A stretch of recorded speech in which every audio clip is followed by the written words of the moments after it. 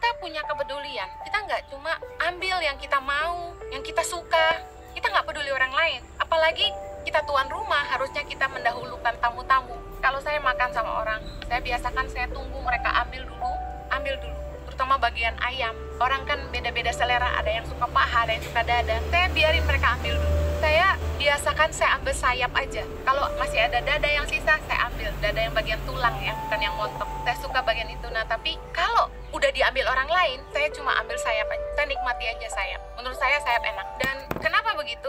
Karena saya bisa makan dada ayam kapan saja kan. Tapi mumpung saya bisa ajak orang lain makan, saya izinkan mereka ambil duluan. Satu kali saya pesan dimsum kaki ayam, dan ternyata ada beberapa orang yang suka sehingga kehabisan dan saya nggak dapat. Nggak masalah, karena bagi saya yang penting tamu-tamu saya kenyang. Ada anak kecil yang saya perhatikan, kalau makan sama orang, dia takut kehabisan. Dia ambil banyak-banyak, menu kesukaannya dituang ke piringnya. Kalau anak Anda seperti itu, Anda harus ajari mereka untuk peduli orang lain. Dengan bilang sama mereka, ambil secukupnya supaya yang lain juga kebagian. Seringkali ketika kue satu loyang dipotong, orang yang nggak peduli orang lain tuh akan ngambil lebih banyak dari seharusnya. Padahal harusnya satu orang ngambil satu aja supaya yang lain kebagian. Tapi saya sering perhatikan ada saja orang yang begitu egois dan tidak peduli orang lain. Dia akan ambil paling banyak. Apalagi kalau sudah makan B2.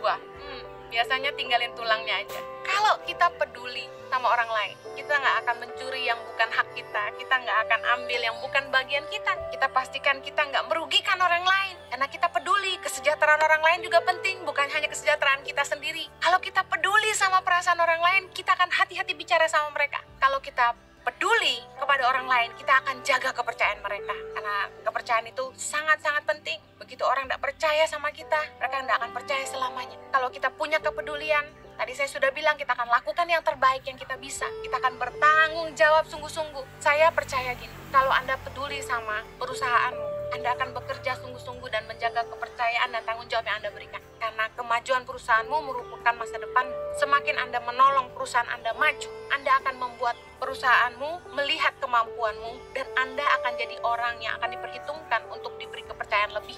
Justru kalau kita naruh kepedulian, kita akan pastikan kita mengerjakannya seperti punya kita sendiri, bukan hanya punya orang lain. Karena firman Tuhan berkata, barang siapa bisa dipercaya dengan harta orang lain, mereka yang bisa dipercayakan harta mereka sendiri. Kalau Anda ingin diberkati lebih, ayo miliki kepedulian pada milik orang lain. Kalau Anda punya kepedulian, Anda pasti mau berusaha berubah demi keluargamu.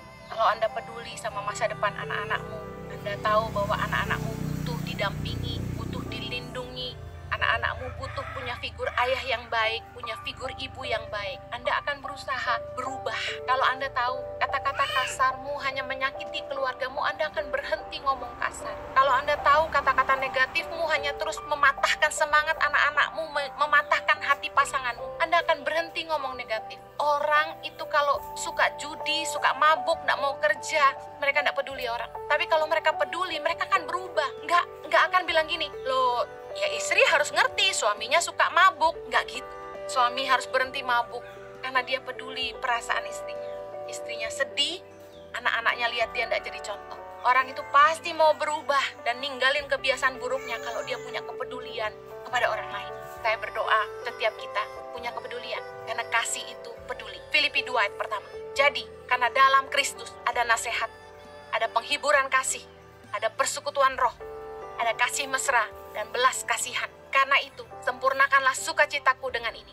Hendaklah kamu sehati sepikir, dalam satu kasih, satu jiwa, satu tujuan, dengan tidak mencari kepentingan sendiri atau puji-pujian yang sia-sia. Sebaliknya, hendaklah dengan rendah hati, yang seorang menganggap yang lain lebih utama daripada dirinya sendiri. Dan janganlah tiap-tiap orang hanya memperhatikan kepentingannya sendiri, tetapi kepentingan orang lain juga.